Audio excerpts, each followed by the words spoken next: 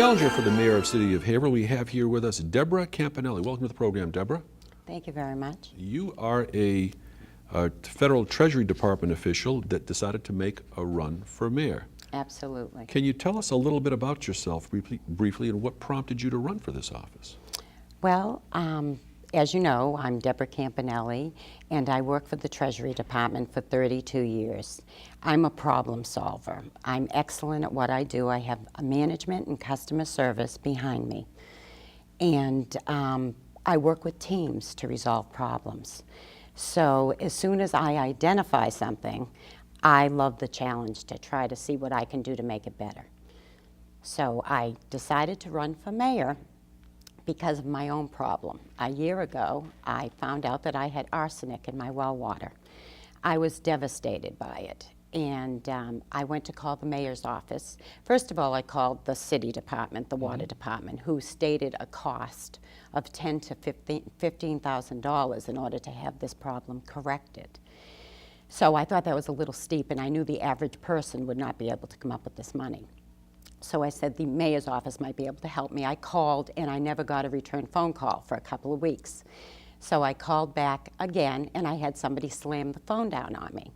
So right there, you know, I said, we need to do something about this. But I called the State House, and they in turn said, well, the mayor should be able to help you. You need to call him. And I explained what had happened. So right after that, I received a call from the mayor, and he said, I'm sorry, I can't help you. And his main concern was that people in the city were going to come forward with their problems because he thought it would be too numerous to be able to help them.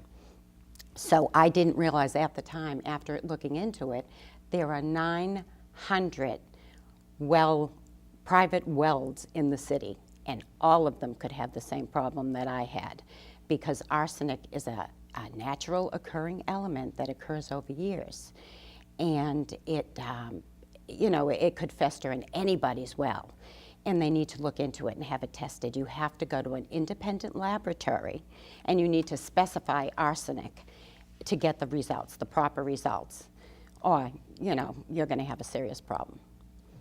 Can I ask you this question? Given the fact that if there are 900 residents out of, say, 63,000 that happen to use their primary source of drinking water happens to be well water, in many cases, there are I'm not a scientist at all, but when they talk about people in various parts of the country, even in New England here especially, they may have hard water, high mineral content, things, even radon in there, but there are filtration devices that are able to be put on their well systems in order to alleviate that type of circumstance. But those have typically been on the onus on the homeowner rather than the township or the municipality. Is there such a device that it would be able to help you? Yes, there are two things, like I said, you could do. You can convert over to city water, or you can have a filtration system put in, but that's also almost as costly as putting in well water. It's a little bit less, and I just thought the cost was very high. You have to come up front with that money.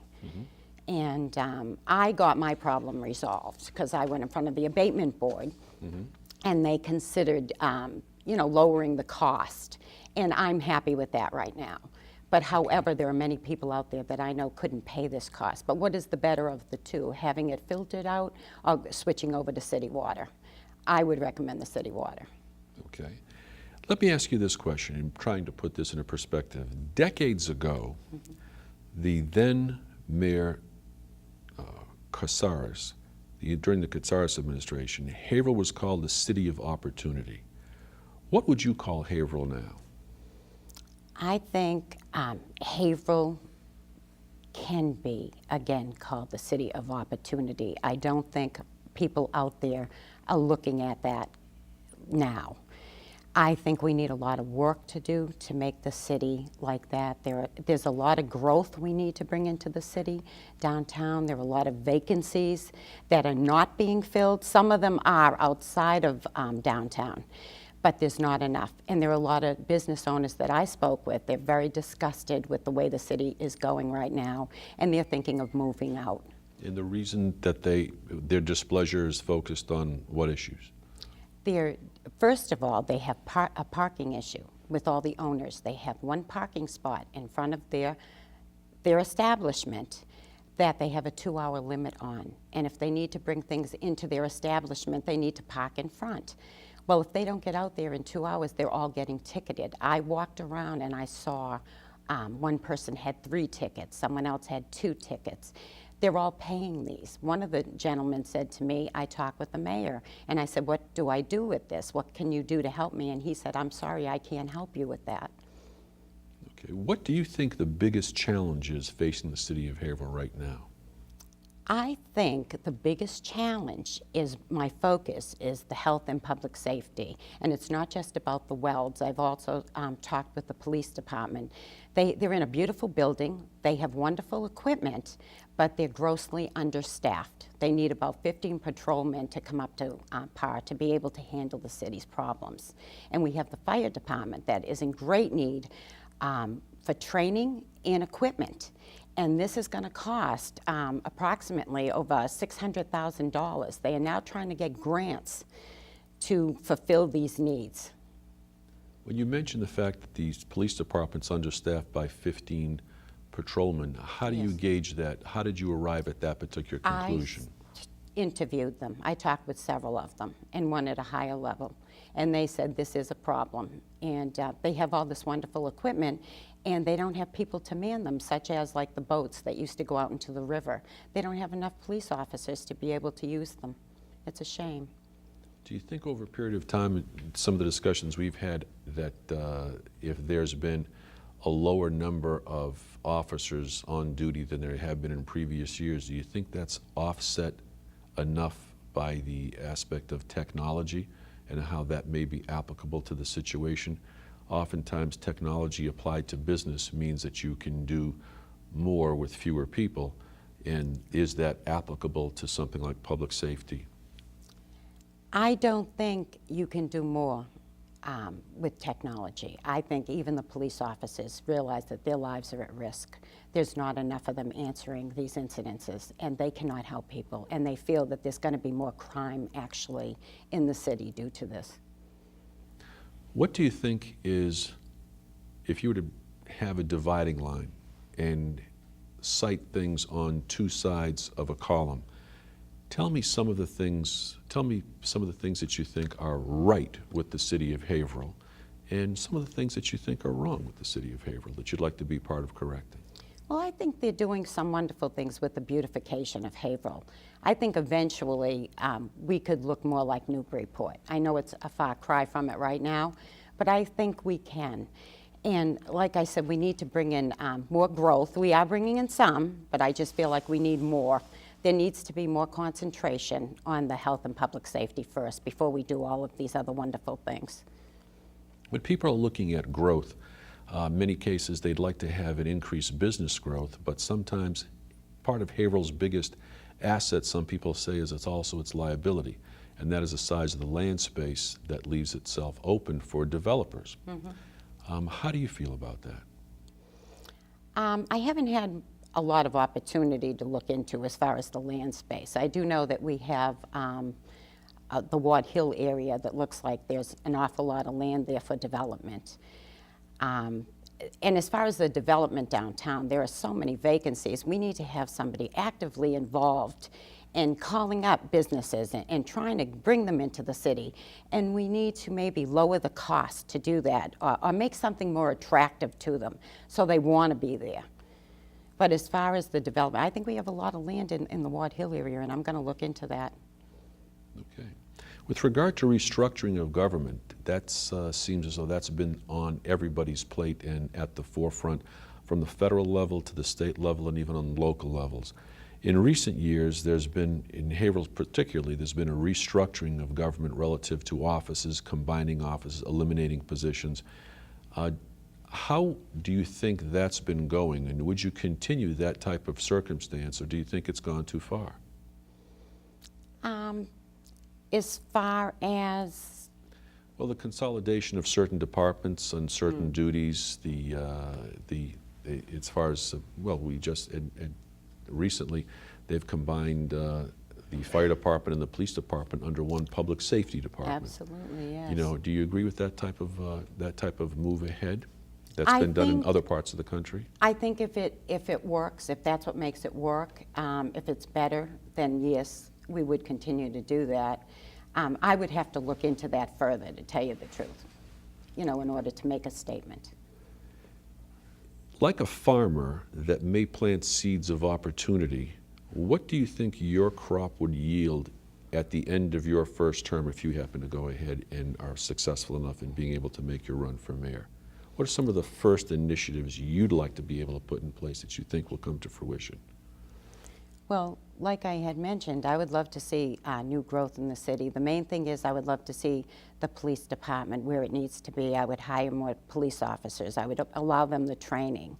I want to see the city protected and healthy. I'm concerned with our children in some of the school systems.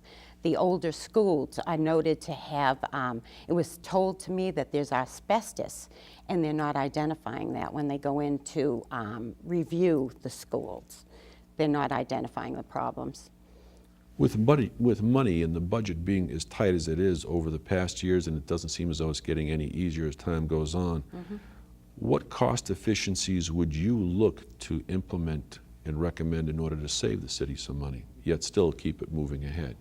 Well, we need to consider, like I said, some larger companies coming in. I do have a prospect that if I get elected November 8th, there is a company that I am in touch with that wants to bring 500 new jobs to the city. I'm hoping to follow up with that, and I will follow up with many other opportunities to bring into the city. If you were to take a look at some of the things that had been done, let's say, in the previous administration or from the present mayor who happens to be an incumbent that would be running for his 5th term, what things, other than what you've been personally involved with for at the top of the program that we discussed, and we've only got a couple of minutes left, what things would you have done differently than the present mayor, and that happened to compel you also to go ahead and run? Well, I think the one thing that I have that the mayor isn't offering, it's empathy and concern for the city. And I think everything you do has to have that. And it's not something you can be taught. You have to feel it inside your heart. And if you don't have that for people, you'll never be successful with the city completely, because the people aren't happy out there.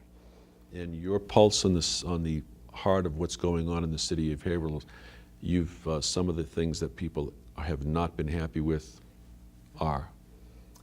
The parking. They put a wonderful parking area downtown. This is a different parking issue, and people were happy with that. A lot of people didn't realize that there's 3/4 of that that's already reserved. So obviously that will not be enough parking. The parking tickets, as I did mention, they're very unhappy. I spoke with almost 95% of the businesses in Haverhill. I went to every one of them that were open at the time that I could speak with them, and I went to Bradford. They're also, they were talking about losing money because of the construction going on. We needed to speak with these people and ask what their opinions were before we started this. They shouldn't have had to close down for days and lose money because we were doing construction. We needed to work around their schedules. Just got about a minute left, and I just wanted to ask you this quick question. Given the fact that the school budget happens to make up about 55 to 60% of the overall city budget, largest portion, are there any things or focuses or efficiencies that you would look to go ahead and put in place relative to the school system in the city of Haverhill? Well, my main concern right now with the school systems, there are so many things, and a lot of things I can't mention at this time. But yes, I will definitely look into it. I will go to all the meetings. And my concern right now is the health of the children in those older schools with the asbestos in those buildings, because I got this information from a city worker who works in the city. I need to validate that information. And once I do, we will go forward to make sure that that asbestos is removed, because I think our children are in harm's way, and also anybody that's employed in these schools. That's very good. That'll have to be the last word. Deborah Campanile, making your first run for mayor. We wish you the best of luck. Thank you so much. Thank you.